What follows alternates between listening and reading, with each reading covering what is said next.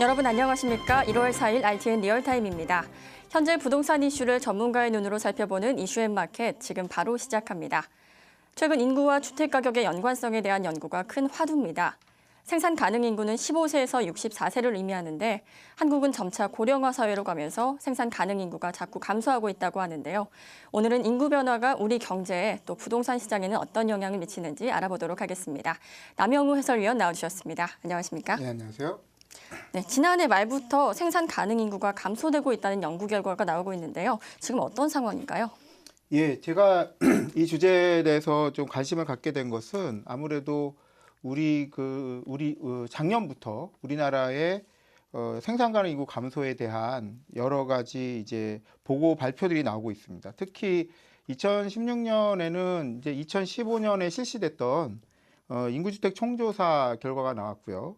그리고 그것을 바탕으로 해서 이제 정부에서는 이제 장래 인구 추계라는 것을 한 30년 정도를 예측하는 것으로 발표를 하고 있습니다. 그래서 그거와 관련된 내용이 또 발표가 되었고 또 기반으로 한 뭐 주택 보급률의 재산정이라던가 이런 것들이 발표되면서 언론에서 이제 전반적으로 생산 가능 인구가 우리나라 경제 또는 부동산 시장에 많은 부정적인 영향을 끼칠 것이라는 이제 보고가 나오고 있습니다.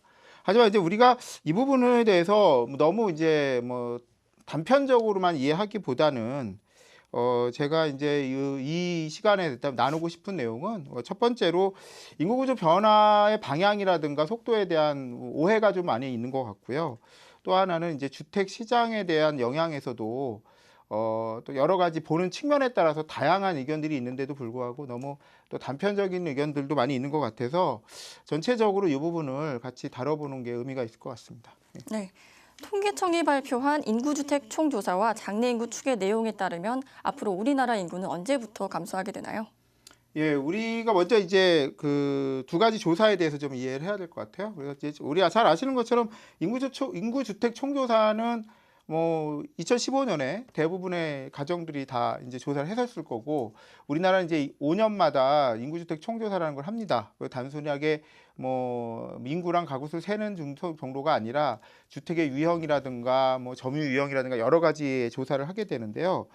그 조사를 먼저 하고 그거에 대한 기반하고 또 여러 가지 통계적인 예측 기법을 동원을 해가지고 장래 인구라는 걸 추계하게 됩니다. 장래 인구 추계는 결국은 이제 뭐 당연히 경제 전반에도 인구가 영향을 많이 미치겠지만 아무래도 주택 시장의 인구라는 게 상당히 중요한 요인이잖아요. 그래서 앞으로 30년간 우리나라 인구가 어떻게 될 것인지를 추계하는 발표를 하고 있고, 그게 이제 대체로 센서스를 하고 난 다음에 발표를 하다 보니까 16년 중반에 인구주택 총조사 결과가 나왔고, 그 다음에 이제 하반기에 12월 말쯤에 나왔어요. 그래서 올해 초부터 이제 이게 이슈가 되고 있는데, 12월 말쯤에 장래 인구 추계가 나왔습니다.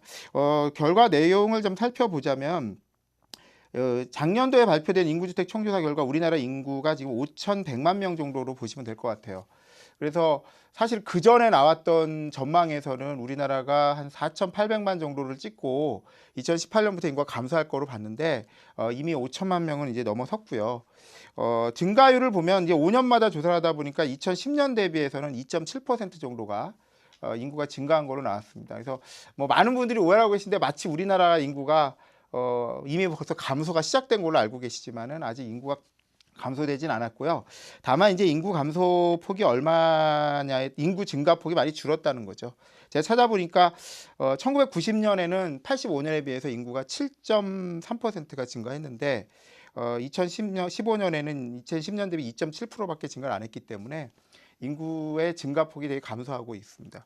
이런 추세를 연장해서 이제 정부에서 장래 인구 추계라는 것을 발표를 하게 됩니다. 그래서 장래 인구 추계를 살펴보니까 우리나라 인구가 현재 이제 추계는 합리적으로 뭐 이렇게 세 가지로 나눠서 하긴 하지만 가장 합리적이라는 추계를 보면 2031년에 5,296만 명, 그러니까 한 5,300만 명 정도의 정점을 찍고 32년부터 감소할 걸로 예상이 됩니다. 그러니까 비록 지금은 아직은 인구가 증가하고 있지만 2030년 이후부터는 그냥 감소 추세로 간다 이렇게 보시면 될 것 같아요. 그럼 왜 그러냐 생각해 보면은 뭐 두 가지의 이슈가 있습니다. 예전에는 2018년부터 감소할 거라고 예상을 한 적이 있었는데 상당히 그게 뒤로 한 12년 정도 늦춰진 거죠. 그 이유를 보니까 두 가지인데 저출산은 여전히 저출산이에요. 우리 잘 아시는 것처럼 우리나라의 이제 가임 여성 저출산이 상당히 이제 출산이 상당히 낮은 수준이죠. OECD 국가에서도 거의 최하위 수준인데 생각보다 오래 사시게 된 거죠. 고령화가 진행되면서 인구의 감소가 좀 늦춰진 게 있고요.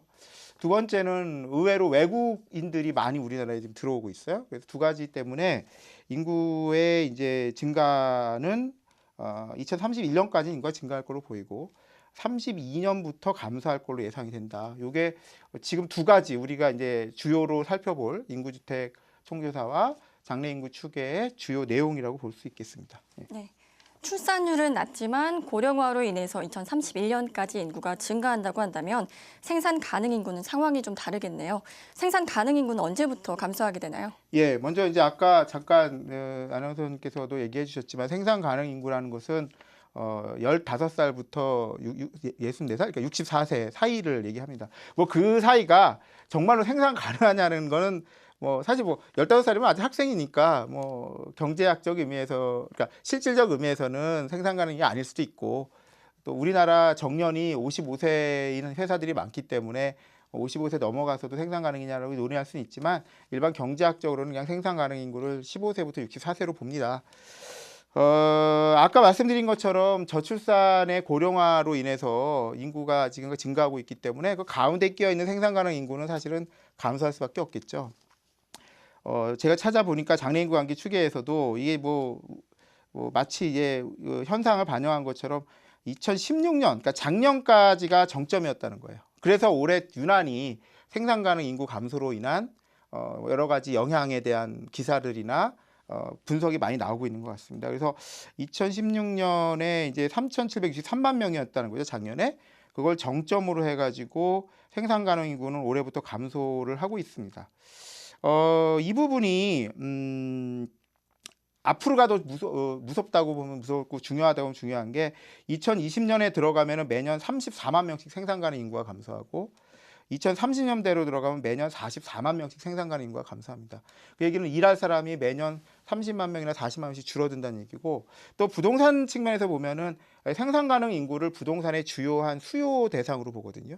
그 나이 때 뭐 물론 그거 보면 15세는 너무 어리기도 하고 나이가 많기도 하지만 대체로 그거를 부동산의 수요라고 본다면 매년 30만 명, 40만 명씩의 수요가 감소된다는 거니까 사실은 부동산 시장에서도 상당히 위기감을 느낄 수밖에 없는 얘기고요. 뭐 그런 측면에서 봤을 때 이 생산 가능 인구가 당장 2010년부터 감소한다는 게 우리가 좀 대비해야 될 문제인 것 같습니다. 예. 네, 그렇다면 이러한 생산 가능 인구의 감소가 우리나라 경제에 또 부동산 시장에는 어떤 영향을 미치게 될까요? 뭐 일단은 뭐 경제 뭐 다 아까 잠깐 말씀드린 것처럼 경제에서는 당장 일할 사람이 부족하다는 거죠. 지금은 상당히 취업난도 있고 뭐 일자리가 없어 고생을 하고 있지만 당장 그 일본 우리나라보다 먼저 생산 가능 인구가 크게 감소한 일본만 봐도 대기업에서 청년층들을 잡기 위해서 오히려 노력을 해야 되는 상황까지 와 있거든요. 그래서 일할 사람이 부족해지는 현상이 되겠고 또 이제 부정적인 걸 잠깐 안 좋은 측면에서 본다면은 나이 들어서도 일을 해야 된다는 문제가 생긴다는 거죠. 그걸 고령 노동 인구의 증가라고 하는데 뭐 늦게까지 일하면 나이 들어서 일하면 좋은 거 아니냐 지금 그렇게 얘기할 수 있지만 사실 좋은 건 아니죠. 어느 정도 나이가 되면 은퇴를 해야 되는데 그래서 최근에는 이제 오히려 요즘에는 뭐 청년들이 취업이 안 되고 여러 가지 어려움이 있는 가운데서도 정년 연장에 대한 얘기까지 나올 정도입니다. 왜냐하면 미래를 이제 대비하다 보니까요. 그래서 경제적인 활력의 문제가 일단 클 것 같고요. 이 부동산으로 넘어오면 말씀드린 것처럼 이 생산 가능 인구라는 게 부동산의 중요한 유효 수요.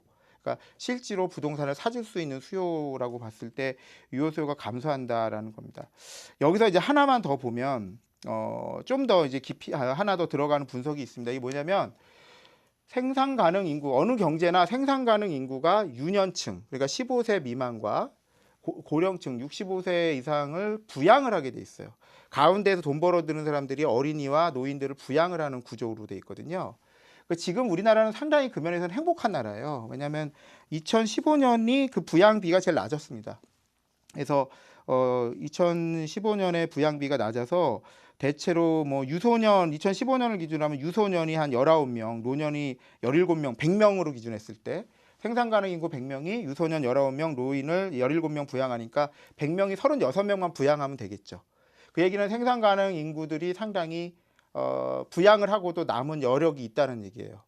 근데 이제 35년으로만 넘어가도 현재 정부에서 발표한 대로라면 2035년만 돼도 유소년은 19명으로 큰 변화가 없는데 노인을 48명을 부양해야 됩니다. 그래서 67명을 부양해야 되거든요. 그러다 보니까 그리고 이제 65년이 넘어가면 100명이 넘어가요. 그러니까 생산 가능 인구 100명이 노인과 어린이를 100명 이상을 부양해야 되는 문제가 된다는 거죠.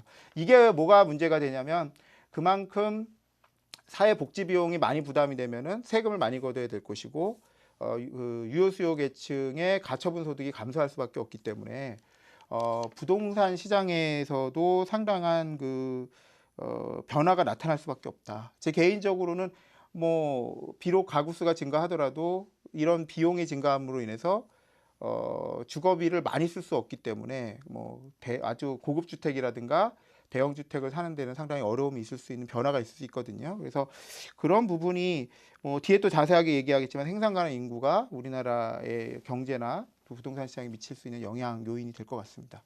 네. 그래도 주택에 대한 실제 수요는 인구수보다는 가구수에 많이 영향을 받게 되는데요. 향후 우리나라 가구수의 전망은 어떻습니까? 예.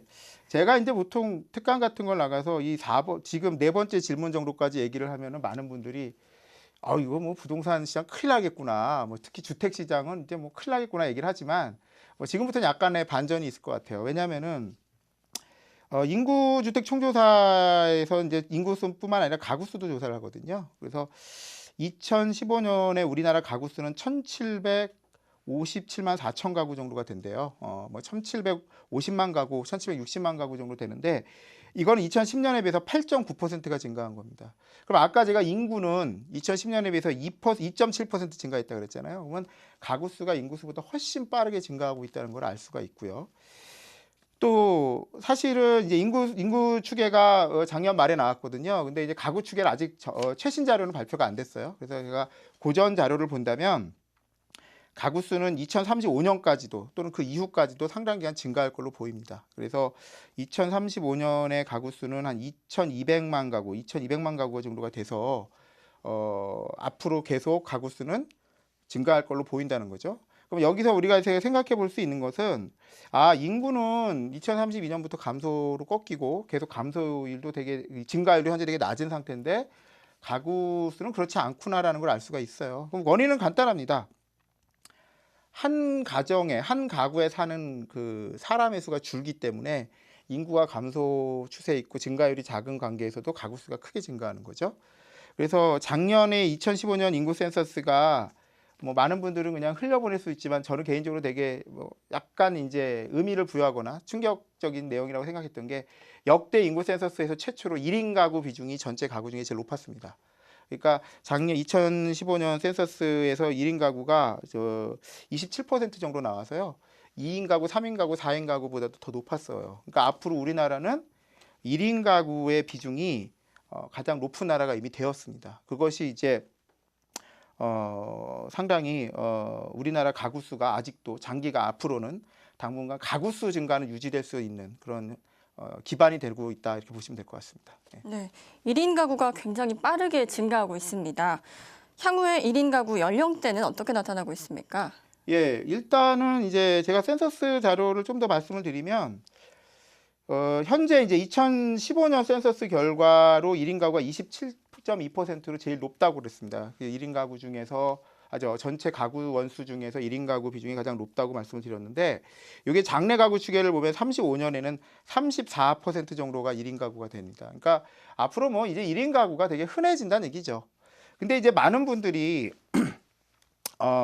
이런 인식을 많이 갖고 계세요. 어떤 인식을 많이 갖고 계시면 1인 가구는 주로 청년층이 사회에 나와서 결혼하기 전까지 1인 가구를 거치는 것이고 또 1인 가구를 거치다 보면은 아무래도 결혼을 좀 늦게 하는 경향이 많으니까 결혼을 늦게 하다 보니까 1인 가구 비중이 높다 이렇게 생각하시는 것 같아요. 근데 그게 뭐 틀린 얘기는 아닙니다. 현재 보면 1인 가구가 20대에서 30대가 34% 정도가 되고요.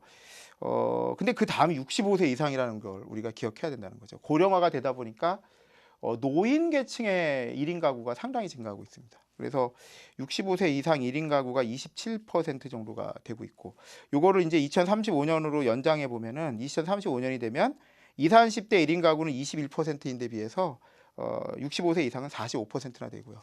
뭐 그 넘어가면 아마 이제 1인 가구 중에 노인 가구가 과반수 이상이 될 겁니다. 뭐 잘 아시는 것처럼 지금 우리나라에도 그런 그 보고가 가끔 뉴스가 나오고 있지만 일본 같은 경우에 고독사 문제 같은 게 나오고 있잖아요. 그런 것들이 이제 결코 우리나라에서도 이제는 뭐 아주 특별한 얘기가 아닌 그런 시대가 올 수도 있다 이렇게 생각을 합니다. 예상했던 것보다 고령 1인 가구의 비중이 빠르게 증가하고 있습니다. 이러한 시장 환경의 변화에 정부나 투자자들은 어떻게 대처해야 될까요? 뭐 이제 정부에서는 이미 이 부분을 어느 정도는 예측을 하고 있어요. 그래서 뭐 작년에 나왔던 정책을 먼저 보면은 이제 뭐 그동안 이제 실버 주택이다 그러면은 좀 돈이 많으신 분들이 고가의 실버 주택을 찾는 경우가 많았는데요. 작년에 이제 공공 실버 주택이라 그래서 좀 저소득 노인들이 특히 혼자 1인 가구로 사시는 분들을 좀 이렇게 유치할 수 있는 그런 제도도 만들었고, 뭐 이미 뭐 2006년부터 실행한 주택연금이라는 제도가 있죠. 나이가 들었는데 집은 갖고 있으나 나이가 들어서 소득이 없는 분들이 연금 형식으로 받을 수 있는 뭐 그런 것들도 이제 나타나고 있습니다. 또 이제 1인 앞으로는 결국은 이제 고령 1인 가구들을 유치할 수 있는 게 사실 이게 뭐 투자 측면이라 그러면 뭔가 색안경 끼고 보신 분들도 있는데 결국은 이제 고령 1인 가구도 수요층이잖아요. 그러면 이분들을 수요자로 봤을 때는 투자자로서도 분명히 거기에 기회가 있다는 거죠. 그래서 그분들을 위한 뭐 노인 1인 가구들에게 적합한 주거 공간을 제공해주고 거기에 따라서 뭔가 이제 수익을 올릴 수 있는 걸 생각해봐야 됩니다. 특히 지금 노인분들은 국민연금을 받고 있기 때문에 지금 뭐 노인 요양시설 이런 것들이 상당히 열악한 시설로 되어 있는데 그런 걸 좀 고급화해서 추가적인 수익을 올릴 수 있는 부분이 분명히 있거든요. 그래서 앞으로의 시장은 고령 1인 가구들을 대상으로 한 시장이 분명히 좀 필요하고 또 그쪽으로 많이 발전이 될 거라 생각을 합니다. 네, 최근 정부에서 2015년 주택 보급률을 발표했는데요. 우리나라 주택 수는 지금 충분한 수준인가요? 예, 아까 가구 수와 함께 이제 제가 자주 말씀을 드리는 건데 뭐 노인분들에 위한 뭐 집도 져야 되고 막 이렇게 말씀드리면 뭐 집을 아주 우리나라 이제 뭐 집이 남아돌고 뭐 미분양도 많은데 또 집을 짓냐 이렇게 얘기하시지만 사실은 이제 작년에 발표된 센서스 결과로 주택보급률 재산정을 한 게 발표가 됐어요. 얼마 전에. 그래서 보니까 2015년에 주택보급률이 102% 정도 됩니다. 뭐 서울은 100%가 안 돼요. 서울시는 100%가 안 되고 뭐 전반적으로는 한 2% 정도가 되는 걸로 나와 있어요.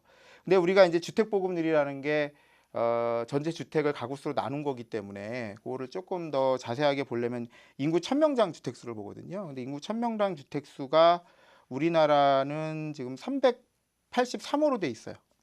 인구 1000명당. 2010년에 비해서 19세대 정도가 늘었습니다. 2010년에 364호였기 때문에. 근데 미국을 보면은 419개 정도가 되고요. 주택이. 영국이 434개고 일본이 476개이기 때문에 전체적으로 400호를 훨씬 넘거든요. 1000명당 주택수가.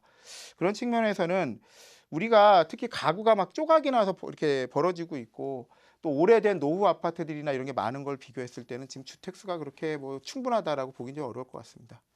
네, 그렇다면 현재 정부에서 추진하고 있는 행복주택과 기업형 임대주택 같은 사업이 1인 가구 증가 문제 해결 방안이 될 수 있을까요? 예, 뭐 아무래도 행복주택은 청년층 1인 가구 문제 해결에는 상당히 큰 도움이 될 걸로 보이고요. 다만 이제 기업형 임대를 지금 정부에서 아주 의욕 넘치 하고 있는데 제가 볼 때는 여기서 약간 미진한 부분이 특히 고령 1인 가구들이 기업형 임대에 들어간다고 했을 때는 단순하게 집만 제공하는 게 아니라 생활 서비스가 이루어져야 되거든요. 그래서 정부에서도 뭐 종합 서비스 산업으로 이걸 발전시키기 위해서 뭐 노력을 하고 있는데 뭐 일본 같은 경우는 이런 게 되게 잘 돼 있는데 아직 그 부분은 좀 미진한 부분이 좀 있는 것 같습니다. 네, 종합 주거 서비스와 관련해서 최근 정부에서 네트워크형 종합 부동산 서비스 사업자를 선정했는데요. 어떤 내용인가요? 예, 방금 말씀드린 것처럼 기업형 임대나 이런 것이 나중에 이제 인구 변화에 적절하게 대응을 하려면 단순하게 주택 공간만 제공하는 것이 아니라 종합 서비스로 발전을 해야 되거든요. 그래서 정부에서는 이제 뭐 개발 관리형이니 임대 관리형이니 거래 관리형이니 이런 네트워크형 사업자 인증제를 시행하고 있습니다. 이번에 이제 처음으로 발표를 했는데요. 개발 관리형은 이제 대우건설하고 코론 글로벌이라고 해서 개발을 중심으로 하되 다양한 서비스를 제공해 주는 거고요. 그다음에 이제 임대 관리형은 이제 신영에셋하고 프루지오하고 메이트 플러스라고 해서 세 업체를 선정했습니다. 여기는 임대 사업을 하면서 다양한 부가 서비스를 제공하는 거죠. 그래서 주로 이런 개발이나 임대를 하면서도 예를 들어서 입주자들에 대해서 청소를 서비스를 한다든가 육아 서비스를 제공한다든가 뭐 아니면은 뭐 대기업 같은 경우는 자기네들의 여러 가지 그 상품 같은 걸 저가로 제공한다든가 뭐 쇼핑을 대행해 준다든가 이런 다양한 부가 서비스를 만들어주는 이제 산업들을 좀 추진하고 있고 앞으로도 계속 이런 업체들을 더 선정을 해가지고 우리 이쪽 주거 서비스 종합 주거 서비스 분야를 좀 발전시킬 걸로 예상이 됩니다. 네, 지금까지 살펴본 대로라면 인구 구조 변화가 부동산 시장 전반에 많은 영향을 끼치게 될 것 같습니다. 마지막으로 투자자들이 유의해야 될 점이 있다면 어떤 것들이 있을까요? 예, 저는 개인적으로 이제 인구 구조 변화가 부동산 시장에 상당히 많은 영향을 미칠 거라고 생각을 하고 있어요. 근데 이제 문제는 이게 너무 한쪽 측면만 보고 인구가 급 감소하기 때문에 부동산 시장이 뭐 단기간에 폭락할 것이라든가 또는 뭐 주택 시장이 뭐 미분양이 넘쳐날 것이라든가 뭐 주택 가격이 폭락할 것이라든가 이런 예측된 얘기들이 많이 나오고 있는데요. 사실은 시장의 변화라는 것은 되게 예측하기가 어렵습니다. 그래서 너무 단정적인 판단을 하고 나서 시장에 접근하기보다는 그때그때 시장의 분위기라든가 변화 같은 것들을 좀 확인을 하고 거기에 따라서 좀 유연하게 대응하는 것이 좋을 것 같다. 특히 1인 가구 증가나 이런 걸로 인한 새로운 기회를 좀 노려볼 필요가 있다 이렇게 생각을 하고 있습니다. 예. 네, 오늘은 인구 구조 변화와 부동산 시장에 대해서 남영우 해설위원과 이야기 나눠봤습니다. 감사합니다. 네, 감사합니다.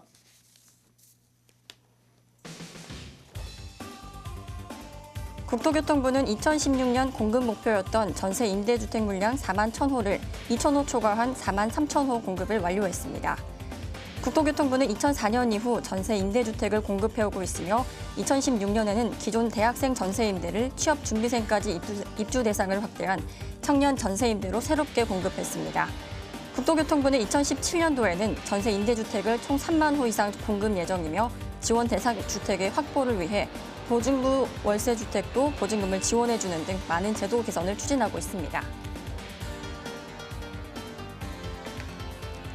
미래창조과학부 장관은 지난달 30일 신년사를 통해 판교 창조경제밸리를 글로벌 창업의 중심지로 중점 육성하겠다고 밝혔습니다.